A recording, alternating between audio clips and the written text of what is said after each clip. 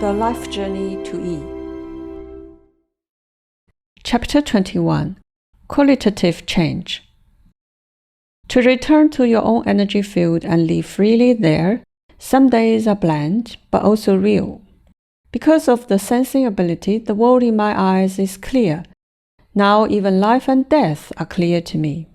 I am neither complacent nor tired of the human society. Life is as usual. I did not realize that the sensing process over the years was preparation for the qualitative of the second ability. The first time I found a small piece of damp on the pillow, I mocked myself. It must be a bitter play in the dream, making me cry to tears at this age. However, I had no impression about whether I had a dream or not. The traces on the cheeks and the feeling of the crying eyes assured me that it was not sweat, but tears that had wetted the pillow. I did not pay much attention to this matter because it is common to forget about a dream. However, it did not take long before I found tears on the pillow for the second time. I was a little worried. Was there a dream that made me cry again? Fortunately, the worry did not last long. The third time I cried during the weird dream, I woke up. I got up and sat on the bed. It was in early morning. This time I did not go to the window to see the outside world, because it was not necessary. The world changed from clear to transparent.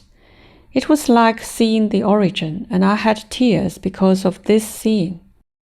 If I must talk about one of the origins, I would like to talk about the origin of life first, because at that moment I saw 觉识.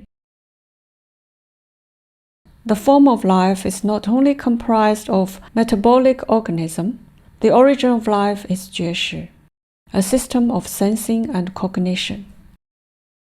觉 is the sensing of energy and 识 is the understanding of the senses. Any form of energy with 觉识 is a form of life. We confirm our existence and significance through 觉 and 识. In addition to the physical body and Yi body, there is another form of life, 觉识 state. In daily life, 觉 and 识 are interdependent and mutually restricted. 觉 is the basis of 识, and 识 is the distillation of 觉. Sentient beings learn the world via 觉 and 识 of the physical body. The view of the world and the values of a person come from and are also restricted by his or her 觉识. The greatest difference of people is not the difference of gender and appearance, but that of the ability of 觉识. Strictly speaking, even people's thinking cannot surpass their 觉识, and this is the sorrow of all sentient beings. In the chapter of Riverbed of Fate, I mentioned that life depends on fate, which depends on me, and on whether we can understand the delicate balances in fate. And this understanding of the delicate balances in fate is actually determined by the ability of 觉识, which is proportional to the ability of controlling the energy field. You may be a student, an employee, or own your own business. If you feel you are the weak, then I can tell you that your weakness is in your 觉识, which is the root cause of your being blinded and enslaved. Many times when facing choices, what you lack is not the courage to change, but the ability of 觉识. To give two simple examples of the difference in the ability of 觉识. People walking along the road are struck by apples fallen from the tree. Some people may think of gravitation. Some other people just curse a few words. Reading the same article, some people may have their lives changed afterwards, but some other people take no notice at all. To develop 觉识 has practical significance for everyone's life. It can at least enhance the ability to avoid harm and seek benefit.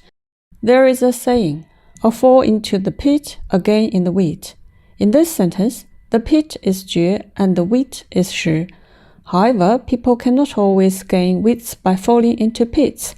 People should learn to develop 识 instead, because life cannot afford too much consumption. Yi attaches great importance to developing shi, which means to develop the ability of cognition based on jue.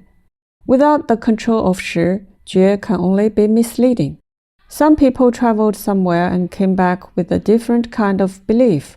Some people went to a church for sightseeing and came out with a different view of the world. For another example, some people think that what they see in the out-of-body experience is the truth of the world, and even take out-of-body experience as a means of spiritual development. In fact, before the Yi-body is awakened, the out-of-body experience can only lead them astray, and they are very likely to be bewildered in xiang, and the xiang is still far from the original truth. The world of xiang was mentioned several times in previous chapters. Xiang, infinite xiang. I am aware of the qualitative change of my perception. The change brought the second ability I mentioned, breaking the xiang.